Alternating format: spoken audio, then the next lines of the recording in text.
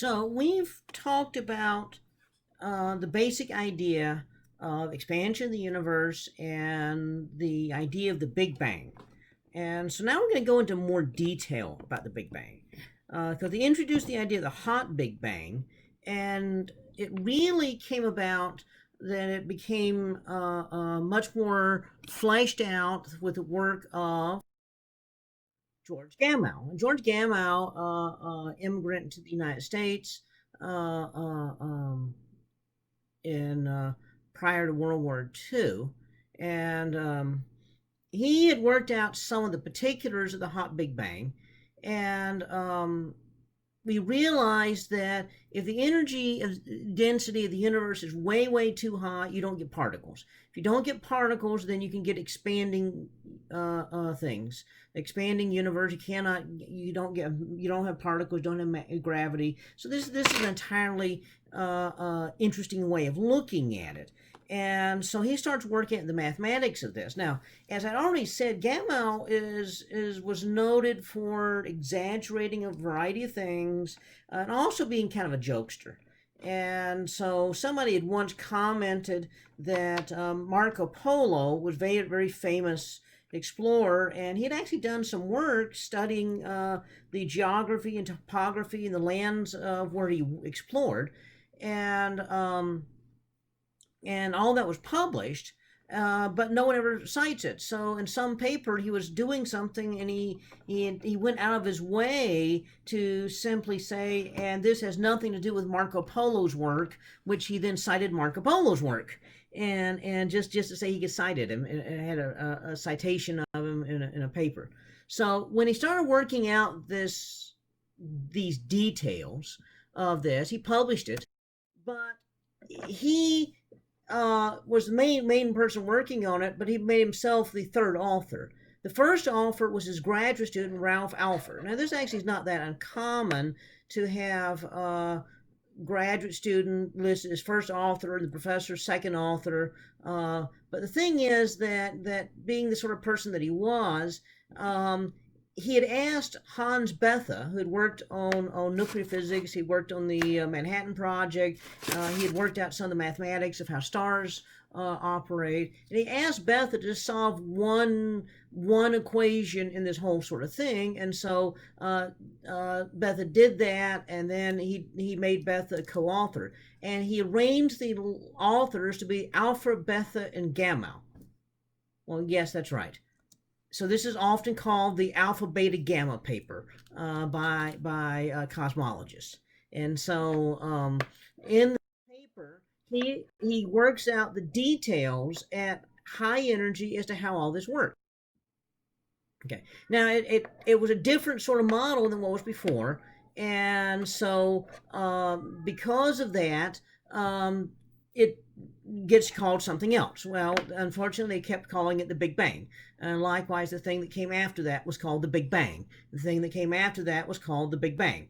And then 1990s, they decided that the latest model, which included expansion of space, the nature of space, and so forth, something called that we call inflation, that drove the expansion of space, that maybe the Big Bang ought to be renamed. And so they ended up having a poll of people all over the world, International Astronomical Union, and they came up with the idea of Big Bang. About this time, Calvin and Hobbes, which was a comic strip at the time, ran this comic right there. Okay, so as the universe expands, you don't get electrons and protons for a while until the universe eventually cools down to the point where E equals mc squared allows that to happen. And we'll talk more about that later.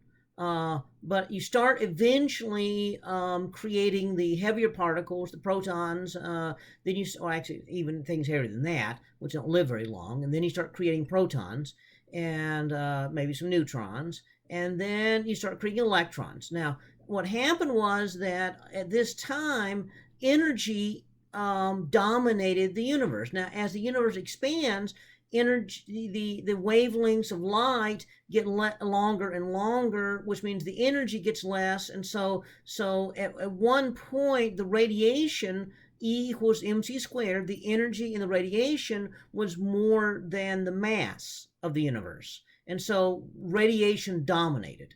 Eventually, matter dominated. But at first, everything had so much energy that the electrons would all bounce off of everything. Even if they got near a proton, even though they're attracted, they'd come together so fast they'd bounce off of each other. And so you just had this sea of protons and electrons. And what happened is light would bounce off of all the particles, so it wouldn't travel very far. It'd bounce off of things, you'd exchange energy, so you get different wavelengths of light. So the universe essentially was opaque. Light could not shine through it. And it was not until the universe cooled down to the point that the protons grabbed the electrons, became hydrogen atoms, that now light can shine through the universe. And so the universe became transparent. Light could then shine. So that means when you look backwards in time, you can only look backwards in time to the point where the universe was transparent. Beyond that, for the first, 140 something thousand years after the Big Bang, the universe was opaque. You can't see into that. So it's like a wall around the edge of the universe, as far as looking. They call this event recombination. Now, I think the term is kind of silly because recombination means combining back, but never was combined in the first place. The term recombination comes about because in the laboratory, when you pull electrons away from the protons and makes kind of a big plasma like this, it recombines back into hydrogen atoms. So the physics is the same, even though it's not the same event. The very early universe was so dense that the electromagnetic radiation effectively weighed more than the mass. Remember, E equals mc squared, so m equals E over c squared. And so it's as if the radiation weighs something. And so the density of radiation down here, you can figure out the Stefan-Boltzmann constant, which we talked about early in the semester. This gives you an idea of what the density of radiation is. And so from that, we can figure out the effective weight. And so at the very first part of the universe, radiation dominated. And then eventually, as the energy density of the radiation lessened, matter dominated. Now, this graph is not really all that easy to read. This is what we call a log graph, in that each of these lines here is not evenly spaced; they're compressed. And so, likewise, these lines right here are compressed. Each little line here is 10 times the line before. So this is 100. That's not 200 right there. That's 1,000. That's not 2,000. That's 10,000. And then that's not 20,000. Instead, that's 100,000, a million, a billion, and so forth. So this is a log graph. In terms of age there and in terms of matter density over here. And so that's what this is trying to show. But it does show that the universe was primarily radiation dominated at its earliest ages, became matter dominated.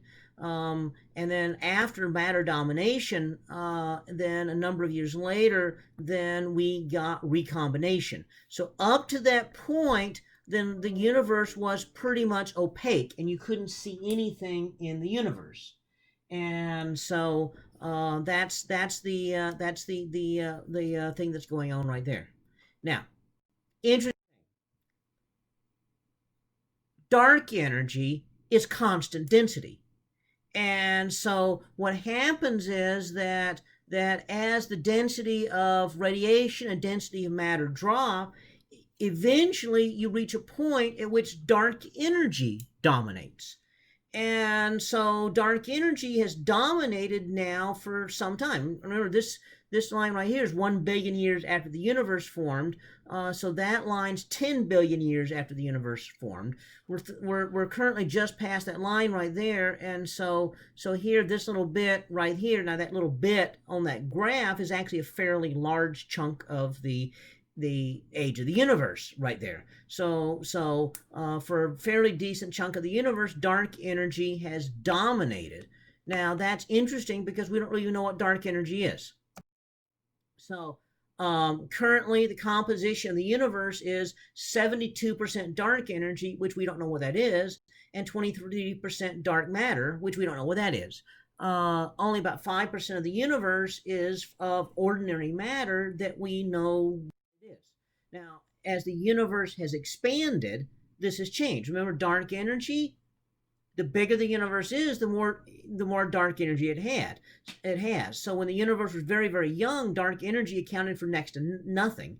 And then as the universe, and so the universe was mostly dark matter. And then as the universe expanded, then the photons, or the light energy that was part of the universe, began to be less and less important. Neutrinos have been pretty much steady. They have become less and less important. And so the universe became dark energy dominated. And so that's the universe that we have today. This recombination, again, occurs, sometime after the universe formed. So actually, it's about 380,000 years old. When the universe was 380,000 years old, then what happened is that light started shining through the universe. Up to that point, the universe was opaque, and so that's when recombination happened. And we'll pick up more with that on our very next lecture.